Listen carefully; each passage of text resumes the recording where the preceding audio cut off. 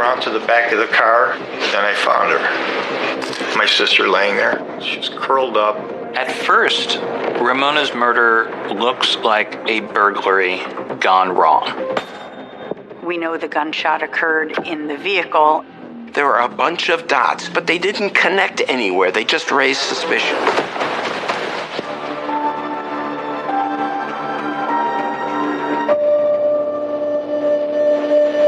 The murder of Ramona Crotine was so notorious that one local journalist dubbed it the O.J. Simpson case of Northeast Ohio.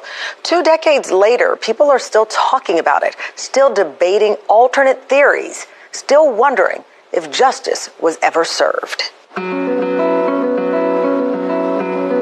Cleveland, the name means cleave, cut in two. And we're split right down the middle with the Cuyahoga River. The west side of Cleveland's a small community, made up of small communities. Jeff and Ramona's house was a 4-bedroom colonial on a residential street in the southern part of Parma. Parma is known as a middle-class suburb, and there was nothing unusual about it. Great neighbors, up and down the street. Jeff Crotine was a very successful local businessman. He was in charge of a State Farm insurance office. He kind of built it from the ground floor up to the point where he was making over $300,000 a year. Ramona Crotine he had known since they were kids. Nobody had a bad thing to say about Ramona Crotine. She was just this nice mother of 3 children. Nobody ever mentioned a word that they had any kind of problems in their marriage. Not a word. No arguments, no domestics, no calls to the house by the police, nothing. Ramona worked at the IX Center, which was this big convention center near the airport. Every year, the IX puts on a sportsman show. It lasts almost 2 weeks. It's one of the biggest shows that comes into Cleveland. They have everything. Hunting, fishing, tours, anything to do with hunting and fishing and sports, it's in there. Ramona would work at this booth called Ryba Fudge, and she would sell the fudge for this company for their conventions. She had spent a day selling fudge. It's mostly a cash business. Every night that she would take the money that was collected and she would prepare it for deposit for the next morning. I believe that Ramona had probably somewhere around $4,000 to $5,000 cash at the end of that night. She was working at the IX Center, and her and a few other of the exhibitors got together for a party at the Clarion Hotel in Middleburg Heights, not too far away. She had that money when she went to the party. It was in her car. A lot of people knew that most of these exhibitors would take their cash because they didn't have time to go to the bank after the show. A lot of people remember seeing Ramona at the party. She had a lot of friends. When it's business time, it's business, but then later, she would dance all the time. And she laughed all the time. She's a very pleasant person to be around. People loved her. Ramona Crotine was seen dancing and partying till about 2:30 a.m. Well, it was closing time. They quit serving the alcohol. We hugged and, said goodbye, see you next time, next year. And she walked out to the parking lot. And that's the last I seen her. One of Jeff and Ramona's children, their daughter Jennifer, woke up that morning and found her father in the kitchen making breakfast. And he seemed to be annoyed that Ramona had not come home the night before. Jeff felt that Ramona may have stayed at a girlfriend's, I'm not saying that she may have drunk too much or may have partied too hard or whatever, but it was not a concern at that time because there was no reason for him to be concerned. But then as time went on and nobody heard from her, then her children started becoming more and more concerned. So Greg, Ramona's brother, he can't find his sister. He's got a bad feeling about this, and he goes in search of his sister and starts driving around. Greg finds Ramona's car in the parking lot at a rapid station. That's our mass transit. So what I did was I pulled up in my van next to the car on the right-hand side to take a look in the car. Maybe I could recognize something. I get out of my truck and I take a look at the car. I knew it had to be her car. I went to the back of the van, dug into my plumbing box, and got a pipe wrench. I had to swing the pipe wrench 4 or 5 times to get the window to break. Well, it went flying into the car. I reached down and grabbed all the levers by the driver's side, pulled them up to see if maybe my sister was tied up in the trunk. Walked around to the back of the car, and I found her. My sister laying there. She was curled up. Then I felt her to make sure she wasn't warm. She was very, very cold. When I arrived at the scene, other officers were starting to string a yellow tape line. I observed the body of a female in the trunk of the car. As we looked around the car, I looked down and I saw there was a spot of blood under the rear passenger seat. I walked over to the front of the car and we just felt the grill for any heat or anything like that. To see if the car had been there long and see if there was any indication that it had just arrived there. There was no heat coming from the front. I spoke with the county coroner's office and we advised that do not touch the body, move it, or anything like that, that we would flatbed the car there with the body in it. It was placed inside in the bay at the coroner's office. To take the body back in the vehicle to a laboratory setting is really a great way to preserve evidence and make sure that things are handled in the proper way. Ramona's murder looks like a burglary gone wrong. She had this $4,000 in cash with her. And did somebody else know about this and try to take it from her? There was a fight, it escalated to murder. That's what it seemed like at first. But Ramona's credit cards and checkbook were not taken. One thing that was missing was her keys. If this was a robbery, who would take the time to take the keys after they ditched the car? That's just a piece of evidence that's going to tie you to the crime scene. On Ramona Crotein's body, the medical examiner reported that she had 7 lacerations to the left side of her head. There was an entrance wound on her neck from a bullet, and the exit was above the left ear towards the back of her head. The medical examiner said that either would be the cause of death. She had blunt force trauma to her head, and then she was subsequently shot.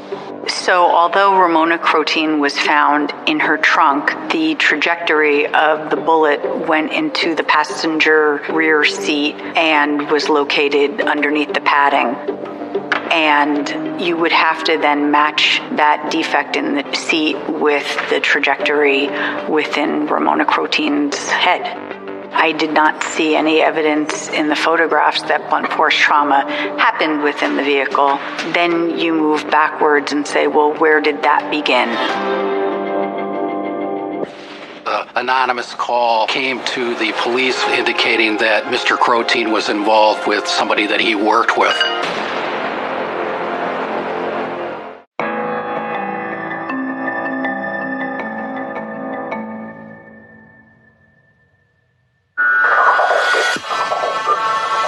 Ramona Crotein was found in the trunk of her car, bludgeoned and shot to death. Police were investigating the possibility of a robbery gone wrong, but they also had to look at the people close to Ramona, including her husband, Jeff. They interviewed him less than 3 hours after the body was found at 2 a.m. The evaluation will always start with the persons who have the most immediate contact with the victim and those who have the most emotional interaction with the victim. And so you have to include them as a possible suspect until you have sufficient evidence to exclude them. Now let's get this done. I want to go home. That first interview, it's just sadness like, oh, woe is me, sadness for Jeff. When did you start noticing that My daughter called. something was not right? Oh, I woke up and she wasn't there. On Friday? Yes, About what time did you wake up? about 6:30. And then what? Jen woke up. I told her that her mom didn't come home yet, and to call me when she gets home. About what time was this when you left? About 10, somewhere between 10 and 10:30. He's not asking questions about his wife. He's not asking what happened. He's not asking how we get to who killed her. Jen said she still didn't hear from Mom. Jeff was somewhat of a stoic individual. He was not one to express a great deal of emotion. That doesn't mean he wasn't concerned or that it didn't affect him. Is she your cell phone? Yes. I don't know. No, I don't know. No, she didn't have one. She doesn't have. No, she didn't like them. He needed to be in complete control of any conversation he was in. So he was controlling the interview as much as he could. How did you get home? 5:30 to 6 o'clock. What were you thinking like this time? I was hoping that she would walk in the door so I could yell at her. I believe he was not concerned about her welfare or her whereabouts. He was more of offended by the fact that she chose to stay out all night. We need a bag? No. We'll get a bag though. If you point in direction.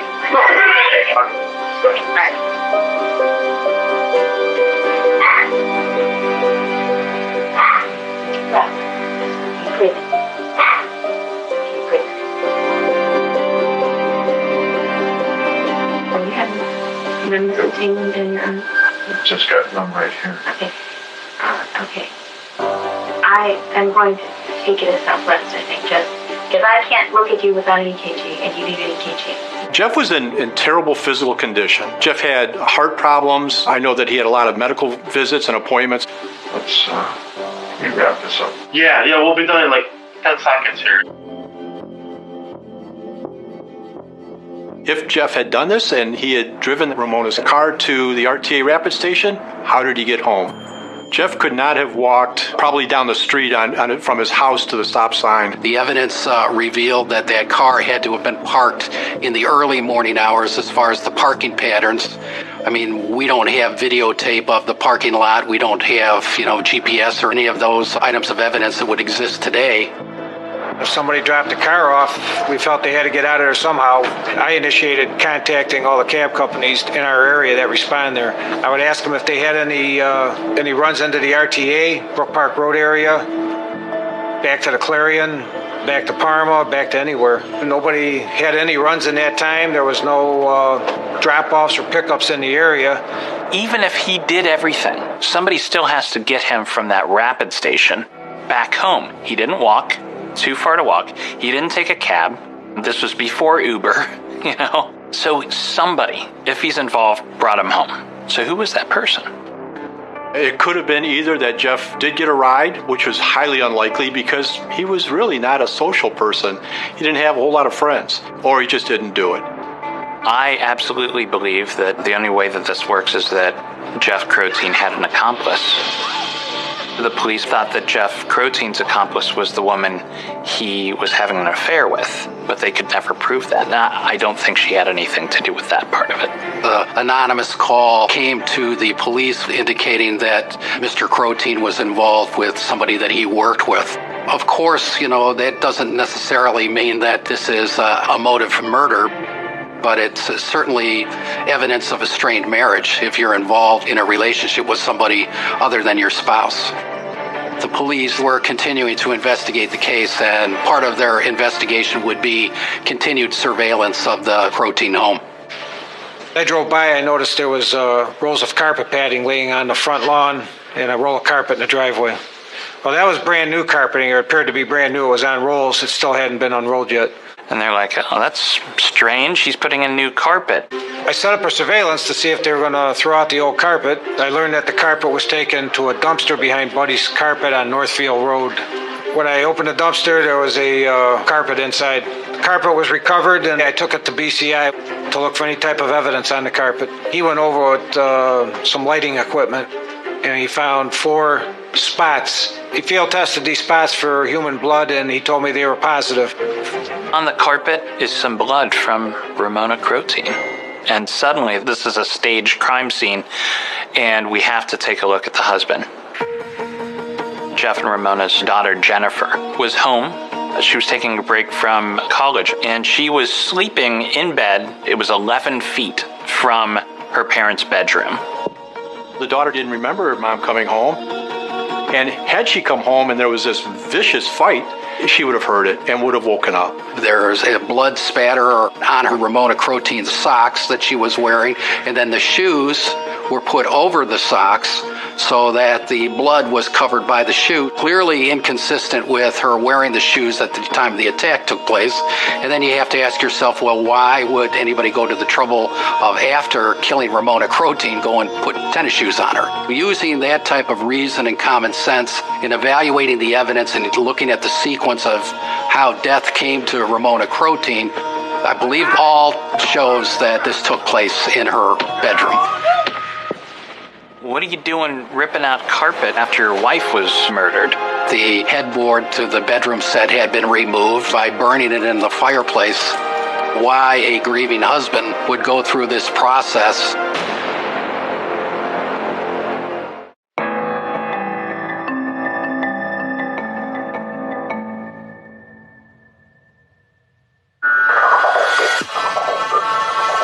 2 months after the murder of Ramona Crotein, police obtained a search warrant for the home she shared with her husband, Jeff. What investigators discovered convinced them they had the right suspect, but at the same time, it also made it challenging to prove their case in court. There had been a lot of alterations to the bedroom. What they found in the bedroom was that it had been redecorated, repainted, that the carpet had been changed out. Basically gave some concern as to why a grieving husband would go through this process following the death of his wife to, remove everything that was in that one room. The police go to Jeffrey Crotein and they're like, hey, what are you doing ripping out carpet out of your bedroom after your wife was murdered? And he's like, oh, it was too sentimental. It was too connected to her, and I had to have a fresh start. So I painted the walls yellow. They also found that the headboard to the bedroom set had been removed. And then how he chose to dispose of the removal of the headboard by burning it in the fireplace. The burning of the headboard as some sort of suspicious act. I know that sometimes people grieve differently. I can't explain the headboard, but Jeff is just weird enough to be the type of guy who loses his wife and then just wants to reset. Even though it makes him look so guilty, he's still going to do it because he doesn't care. He paid a pretty good sum of money for the cleaning services. Hire ServPro, the cleaning service, to go through the process of cleaning the entire house. Something will remain always. In this case, once the bedroom was processed, there were small areas of blood spatter that were located on the bedroom door. I believe that the blood spatter belonging to Ramona Crotein certainly indicates that there was a level of violence that was perpetrated in the room in order to produce those small particles of blood. It was a so what? It was a dot. Nothing connected. If the door were closed to the bedroom when this assault took place, there would have been blood all over the place. If the door were open when the assault took place, there would have been blood in the hallway and elsewhere. None of that existed. All of the evidence within this case points to an event happening in the bedroom. There needing to be a reason to change the carpet, the paint, the destruction of the headboard.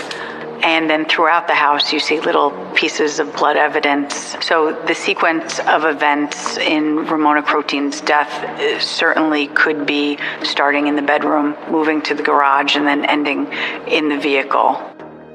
The fact there was some trace blood in the kitchen doesn't necessarily mean that the fight took place in the bedroom and ran into the kitchen. Again, there would have been greater evidence of blood spatter all over the place, which there wasn't. The search of Jeff Crotein's office is the location of a firearm, a handgun, and that handgun is then subsequently tested with the bullet that was removed from Ramona Crotein's body. The scientific testing that was done on it appeared to be consistent, but it was not conclusive at that point in time as far as the science of ballistics, that we could not make a positive identification that in fact was the murder weapon. The experts said, yeah, it could have been fired from this gun. But when you asked him, could have been fired from any other gun, he listed a boatload of different guns that worked. The computer forensics revealed he was shopping for a mattress cover while his wife was missing. A very, very peculiar kind of conduct, especially since you think that he would be the leader of the search party out there looking high and low for his missing wife. They arrested Jeff about a year after the murder.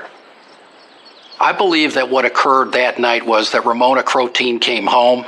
Had been in the bedroom. I believe that an argument or some sort of conflict occurred between her and her husband that escalated into a violence, blunt force trauma. I think he was angry about something, bashed her head against the bedboard, then took her out wrapped in sheets to the car, placed her in the back of the car, and at some point either in the garage or at the RTA station uses his weapon to shoot her. I believe that then Mr. Crotein took the body, put it into the trunk of her car, drove the car in the early morning hours over to the RTA station close to the airport, parked the car there, made his way back home, and then was there in the morning with a angry disposition concerning the whereabouts of his wife. There were a bunch of dots. The mattress cover, the affair, the claimed aloofness, going about his business, all of these other dots, but they didn't connect anywhere. They just raised suspicions. Our position relating to the events of that evening was that Ramona never came home, and she was most likely the victim of a robbery that went south. There are so many suspects, and the person that did this, the real person that did this, is still out there.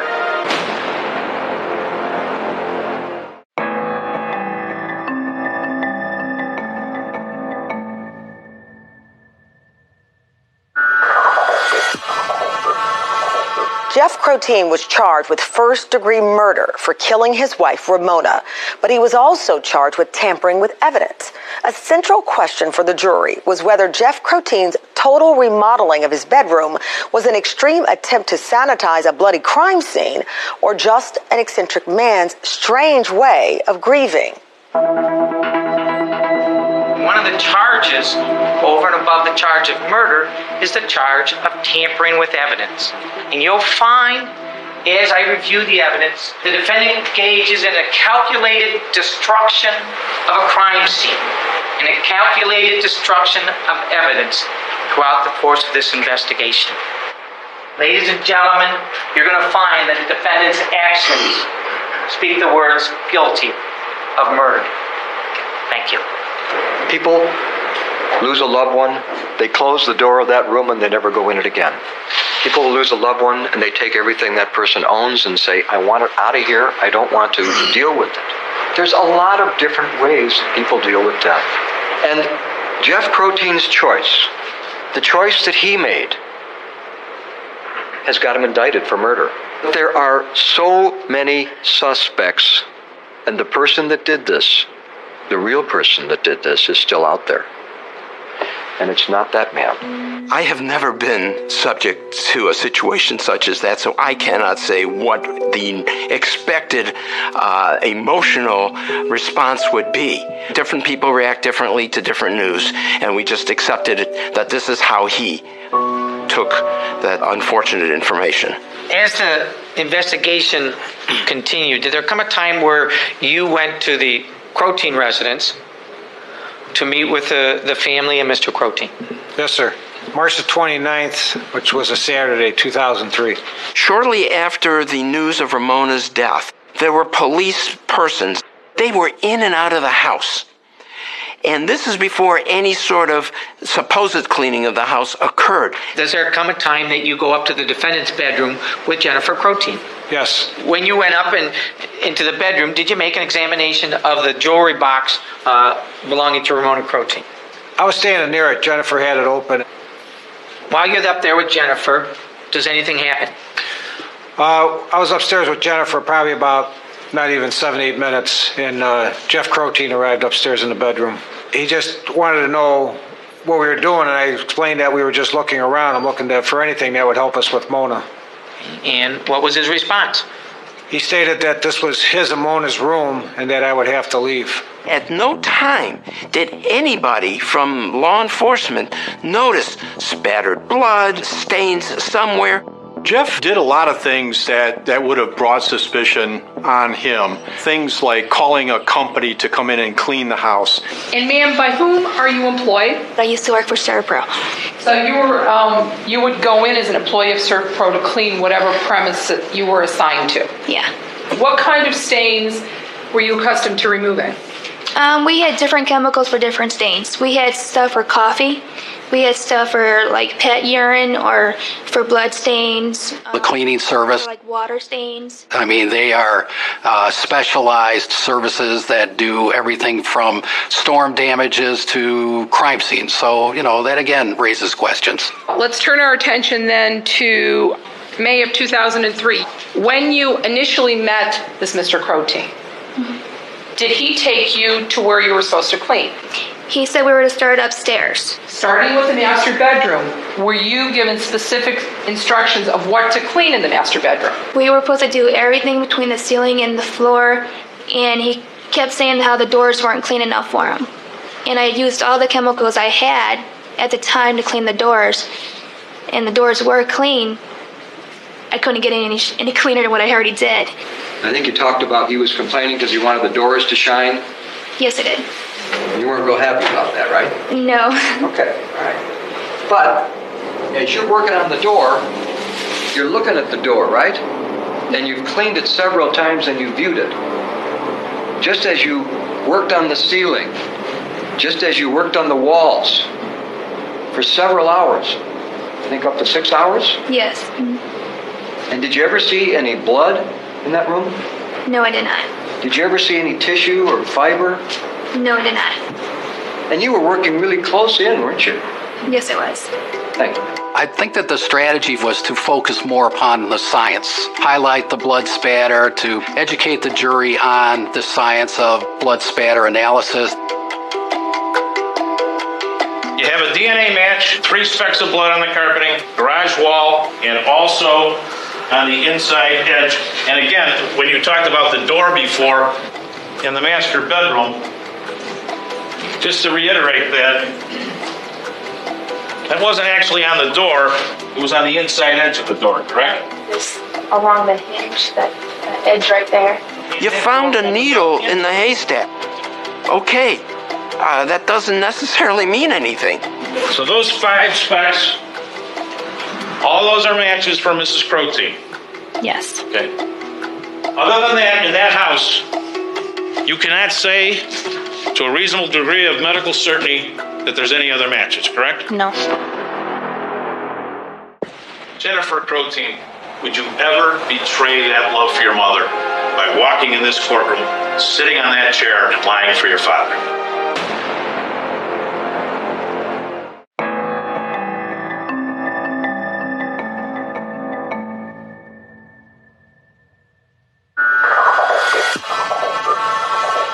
Forensic science and DNA evidence were front and center in the trial of Jeff Crotein for the murder of his wife, Ramona. But the trial's emotional core came when 2 of his children testified. One of those children, Jennifer, was asleep in a room just 11 feet away from the master bedroom where the prosecution alleged Jeff Crotein brutally assaulted his wife. Okay, call your next witness. State called Jennifer Crotein.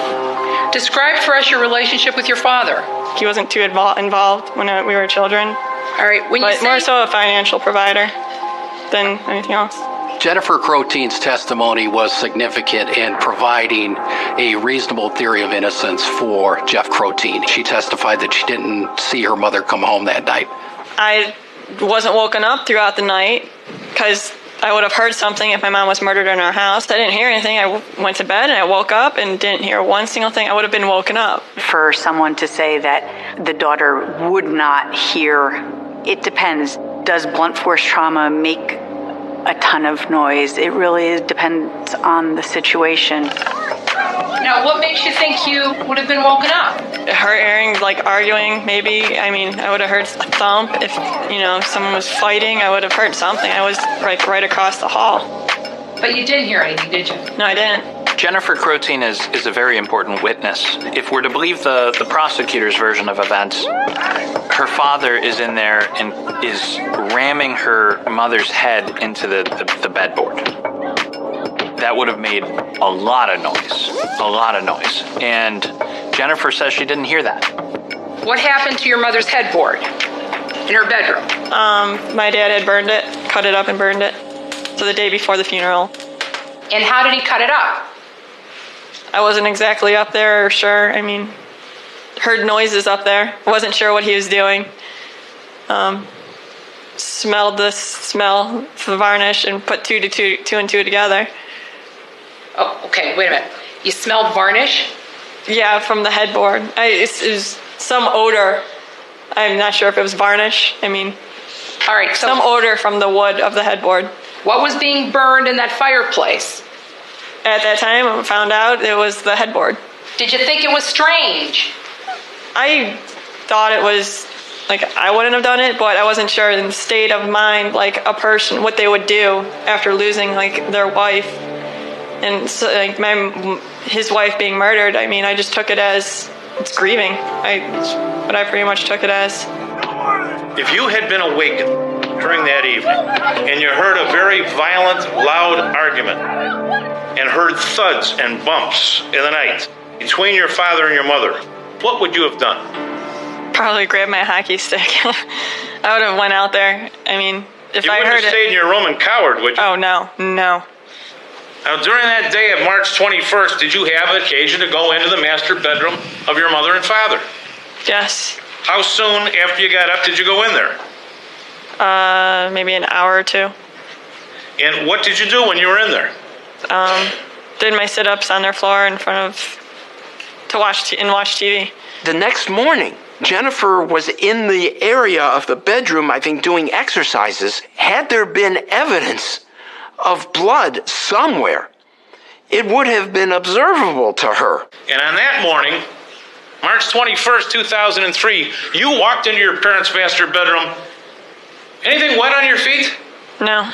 Smell disinfectant? Strong, powerful aroma of detergent? No. How did you find out that your father, Jeff Crotein, had a relationship with another woman? Through Detective Robinson, he told me. Okay. What was your reaction when you heard that? I was angry. And quite honestly, Jennifer, I've noticed since you've been in this courtroom all day long, have you looked at him once? Yes, once or twice. What did you think when you looked at him? That's my dad over there. I mean... Any sense of love or affection for him that's overpowering you? I still love him as, my father, yes. But you can't respect him? No.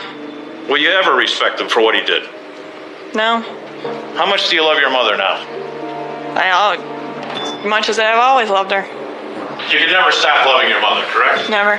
Jennifer Crotein, would you ever betray that love for your mother by walking in this courtroom, sitting on that chair, and lying for your father? Objection. Can I answer? Yes. Why would I want to live with someone that murdered my mom? Nothing further, Judge.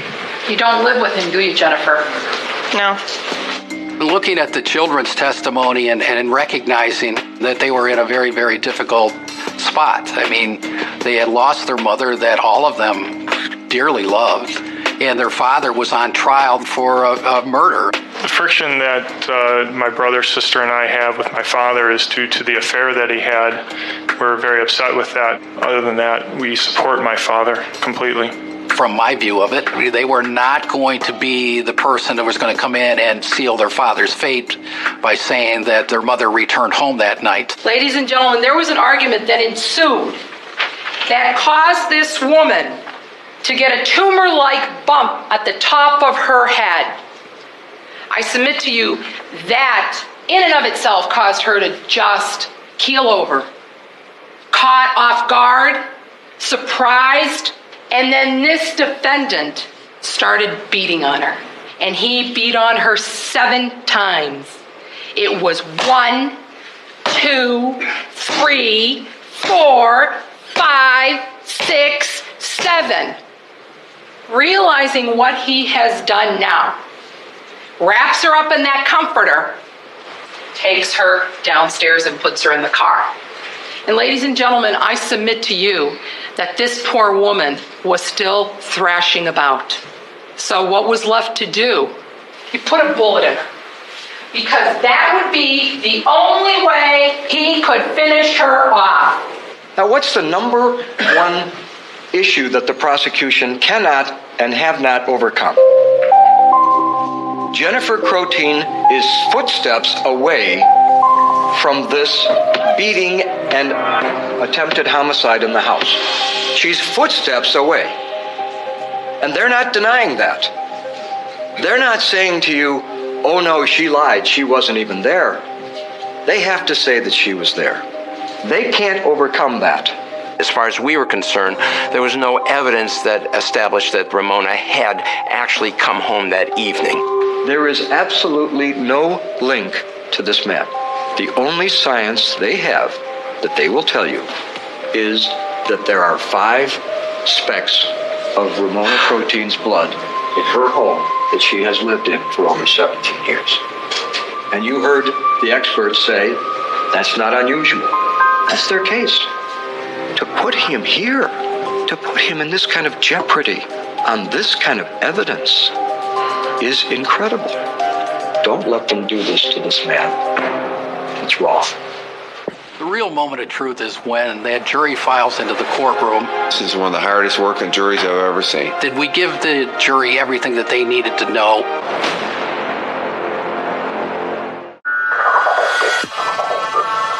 The case of Ohio versus Jeffrey Crotein was in the jury's hands. Although the trial had come to an end, it turned out to be just the beginning of an epic legal saga, one that made the murder of Ramona Crotein one of Cleveland's most infamous true crime stories.